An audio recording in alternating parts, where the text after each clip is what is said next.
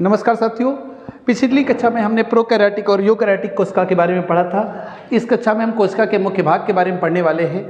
तो पहला पॉइंट है हमारा कोशिका के मुख्य भाग में कोशिका भित्ति, जिसे हम सेल वॉल कहते हैं। यह केवल पादप कोशिकाओं में पाई जाती है, जंतु कोशिकाओं में कोशिका भित्ति नहीं पाई जाती। ध्यान रखना आप लोग, यह केवल पादप कोशिकाओं एवं जीवाणुओं की कोशिकाओं में पाया जाता है और जंतु कोशिका में यह नहीं पाई जाती।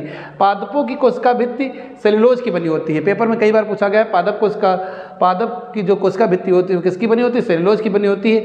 जबकि यह जीवाणुओं में पेप्टिडोग्लाइकान की बनी होती है। मोस्ट इंपॉर्टेंट प्रश्न है, आप लोग ध्यान रखना। आगे बात करते हैं कोशिका झिल्ली की। तो अगला हमारा सेकंड आर्गन है कोशिका झिल्ली। कोशिका के सभी अंग कोशिका झिल्ली द्वारा घिरे होते हैं। सभी यह जो होती है एक अर्ध पारिक्रम झिल्ली होती है, जिसे हम सेमी परमेबल मेम्ब्रेन कहते हैं, एसपीएम झिल्ली कहते हैं। एसपीएम झिल्ली के बारे में हमने पिछली वीडियो में बहुत अच्छे से बता रखा है, तो आप प्रीवियस वीडियो में जाकर देख सकते हैं एसपीएम झिल्ली क्या है। यह एक अर्धपारिक्रम झिल्ली होती है। इसका मुख्य कार्य कोशिका के अंदर एवं बाहर वाले पदार्थों का निर्धारण करना होता है। एसपीएम झिल्ली का यही काम होता है। परासरण दाब और परासरण की क्रिया एसपीएम झिल्ली के द्वारा ही होती है। अगला पॉइंट है हमारा अंतःप्रदब्बयी जालिका, जिसे हम एंडोप्लाज्मिक रेटिकुलम कहते हैं। क्या कहते हैं? अंतःप्रदब्बयी जालिका यानी एंडोप्लाज्मिक रेटिकुलम। इनके बारे में हमने विस्तृत वाले वीडियो में पढ़ रखा है। यहाँ सिर्फ हम इनके रिवीजन क्लास चल रही है और इसमें हम रिवीजन कर रहे हैं, तो आप लोग ध्यान रखना, पिछली क्लासेस में ये विस्तृत रूप से पढ़ाए गए हैं। तो अंतःप्रदब्बयी जालिका केंद्रक झिल्ली तथा कोशिका कला से संबद्ध होती है। इसका मुख्य कार्य उन सभी वसाओं तथा प्रोटीनों का संचरण करना है जो कोशिका झिल्ली, केंद्रक झिल्ली आदि का निर्माण करते हैं। हमने बताया था उस अंतःप्रदब्बयी जालिका जो होती है ये दो प्रकार की होती है। एक स्मूथ होती है जिसे हम कहते हैं, यानी जो एक दूसरी होती है रफ होती है जिसे हम खुरदरी कहते हैं। तो दोनों पर हम बात करते हैं। जिस पर राइबोसोम पाए जाते हैं वो होती है हमारी खुरदरी, जिस पर राइबोसोम नहीं पाए जाते उन्हें स्मूथ कहते हैं। इनके बारे में हमने पढ़ रखा है, हमने बता रखा है, आप लोग उस वीडियो में जाके देख सकते हैं। राइबोसोम्स की बात करें तो यह राइबोन्यूक्लिक एसिड नामक प्रोटीन का बना होता है। तो ये किसका बना होता है? राइबोन्यूक्लिक एसिड नामक प्रोटीन का बना होता है। या प्रोटीन संश्लेषण क्रिया के लिए स्थान प्रदान करते हैं। प्रोटीन का उत्पादन स्थल है, इसीलिए इन्हें प्रोटीन का फैक्ट्री भी कहा जाता है। ध्यान रखना, यह प्रोटीन का उत्पादन स्थल है, इसलिए इसे प्रोटीन की फैक्ट्री कहते हैं। क्या कहते हैं? प्रोटीन की फैक्ट्री कहते हैं। अगला जो सेल ऑर्गन है वो बहुत इंपॉर्टेंट है। अगला है हमारा माइटोकॉन्ड्रिया। तो माइटोकॉन्ड्रिया क्या है? तो माइटोकॉन्ड्रिया की खोज अल्टमान नामक वैज्ञानिक ने की। बेंडा ने इसका नामकरण किया था। सर्वप्रथम बेंडा ने इन्हें माइटोकॉन्ड्रिया नाम दिया था। डी बेंडा ने इन्हें माइटोकॉन्ड्रिया नाम दिया। तो ध्यान रखना, एग्जाम पेपर में कभी ऑप्शन में बेंडा ना रहे तो अल्टमान इसका उत्तर है। अगर अल्टमान ना रहे तो इसका उत्तर क्या हो जाता है? बेंडा हो जाता है। तो अल्टमान ने कोशिकाओं में माइटोकॉन्ड्रिया को उल्लेख किया, परंतु इसे बायोप्लास्ट नाम दिया था। क्या नाम दिया था? बायोप्लास्ट। और बेंडा ने इन्हें माइटोकॉन्ड्रिया कहा। और यह कोशिका का श्वसन स्थल है। इसमें कोशिका का जो श्वसन होता है वो माइटोकॉन्ड्रिया में ही होता है। इसे पावर हाउस ऑफ सेल कहते हैं। इसे कोशिका का पावर हाउस कहते हैं। ध्यान रखना आप लोग, इसे सेल का क्या कहते हैं? पावर हाउस कहते हैं। यहीं पर आप बात करेंगे तो ऊर्जा बनती है एटीपी के रूप में। एटीपी के रूप में ऊर्जा संग्रहित रहती है, जिसे हम कहते हैं एडेनोसिन ट्राइफॉस्फेट। और एक हमारा होता है एडीपी, जिसे हम कहते हैं एडेनोसिन डाइफॉस्फेट। आपके पेपर में यहाँ से भी क्वेश्चन पूछे गए हैं, एटीपी क्या है, एडीपी क्या है, तो इनके फुल फॉर्म पूछ लिए जाते हैं। एटीपी के एडेनोसिन ट्राइफॉस्फेट, एडीपी हमारा क्या है? एडेनोसिन डाइफॉस्फेट है। आगे बात करें तो गाल्जी काय की खोज कैमलो गाल्जी ने 1898 में की थी। किसने की? कैमलो गाल्जी नामक वैज्ञानिक ने 1898 में गाल्जी काय की खोज की। और गाल्जी काय को लाइपोकॉन्ड्रिया भी कहते हैं। क्या कहते हैं? लाइपोकॉन्ड्रिया भी कहते हैं। या इसी को डिक्टियोसोम, पौधों में इसे डिक्टियोसोम के नाम से जानते हैं। किसके नाम से जानते हैं? डिक्टियोसोम के नाम से जानते हैं। अगर हम वही बात करें कोशिकी श्रावण की, तो गाल्जी काय के प्रमुख कार्य निम्नलिखित है। जैव कलाओं का रूपांतरण, यहाँ से प्रश्न आपके पेपर में पूछा गया है। गाल्जी काय के कार्य तो याद रखना है, जैव कलाओं का रूपांतरण, हार्मोन तथा जटिल कार्बोहाइड्रेट का निर्माण और एक्रोसोम का निर्माण करना। किसका निर्माण करना? एक्रोसोम का निर्माण करना। आगे है, इसमें एक और पॉइंट है, ग्लाइकोप्रोटीन तथा ग्लाइकोलिपिड का निर्माण। क्या करना? ग्लाइकोलिपिड तथा आपको प्रोटीन का निर्माण करना किसका कार्य है? तो आपका ये गाल्जी काय का काम है। अगला है हमारा लाइसोसोम्स। इसे आत्महत्या की थैली कहा जाता है।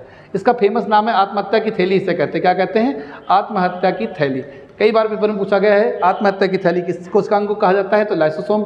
1955 में इसकी खोज डी डुवे नामक वैज्ञानिक ने की थी। इसका प्रमुख कार्य क्या है?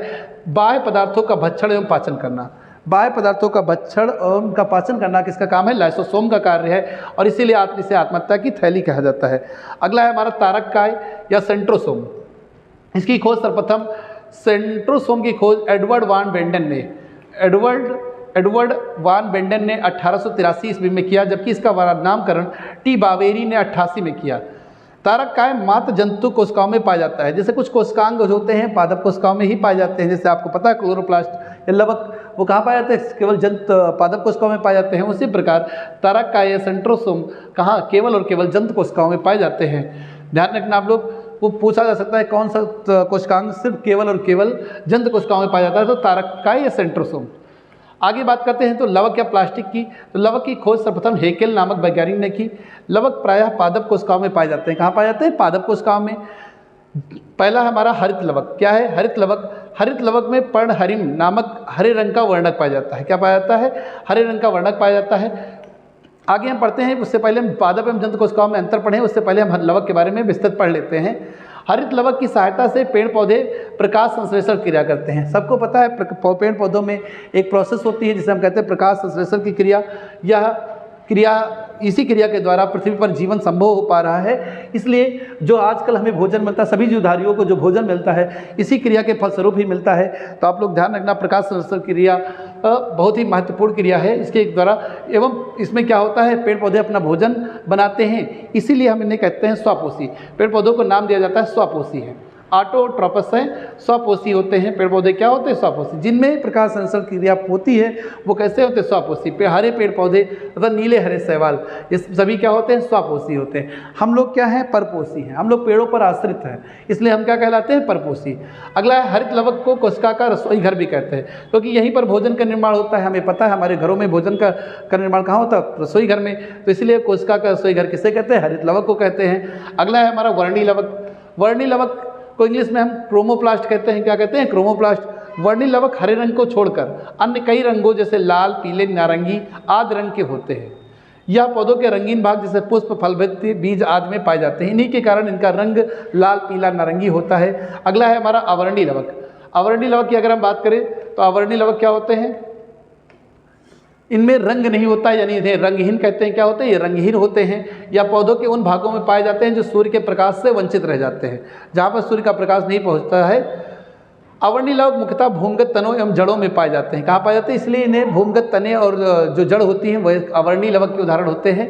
अगर आगे केंद्रक पढ़ें उससे पहले हम एक और चीज़ पढ़ लेते हैं। हमने आपको बताया था जंतु कोशिका और पादप कोशिकाओं में अंतर के बारे में देख लेते हैं। पादप कोशिका का सबसे प्रमुख अंतर क्या है? इसमें कोशिका भित्ति उपस्थित होती है, कोशिका भित्ति पाई जाती है, जबकि जंतु कोशिका में कोशिका भित्ति अनुपस्थित होती है। पादप कोशिका में लवक उपस्थित होते हैं, जंतु कोशिका में लवक नहीं पाए जाते। वहीं हम बात करें तारक काय, हमने अभी बताया आपका सेंट्रोसोम्स कहाँ? पादप कोशिकाओं में नहीं पाया जाता, किंतु शैवाल और कवकों आदि में पाया जाता है। अगर वही बात करें तारक काय उपस्थित होता है या कोशिका विभाजन में सहायता करता है। अगला पॉइंट है, यह पूर्ण विकसित कोशिकाओं के मध्य में प्रायः एक बड़ी रिक्तिका उपस्थित होती है। यहाँ रिक्तिका अनुपस्थित होती है या तो छोटी होती है। जंतु कोशिकाओं में रिक्तिका बहुत छोटी होती है या पाई ही नहीं जाती, लेकिन यहाँ पर रिक्तिका काफ़ी बड़ी देखने को मिलती है। कोशिका विभाजन में कोशिका के मध्य रेखीय भाग में एक पट्ट सेल प्लेट निर्मित होती है। पादप कोशिका में अगर बात करें तो इसमें सेल प्लेट बनती है जब कोशिका विभाजन होता है, जबकि हम कोशिका विभाजन में जंतु कोशिकाओं में बात करें तो कोशिका विभाजन में कोशिका कला के अंतर्गत अंतर्वलन द्वारा दो भागों में बढ़ जाती है। इन अंतर्वलन के द्वारा क्या होता है? दो भागों में बढ़ जाती है। इस वीडियो में मात्र इतना ही, आगे की क्लास अब कल होगी। धन्यवाद।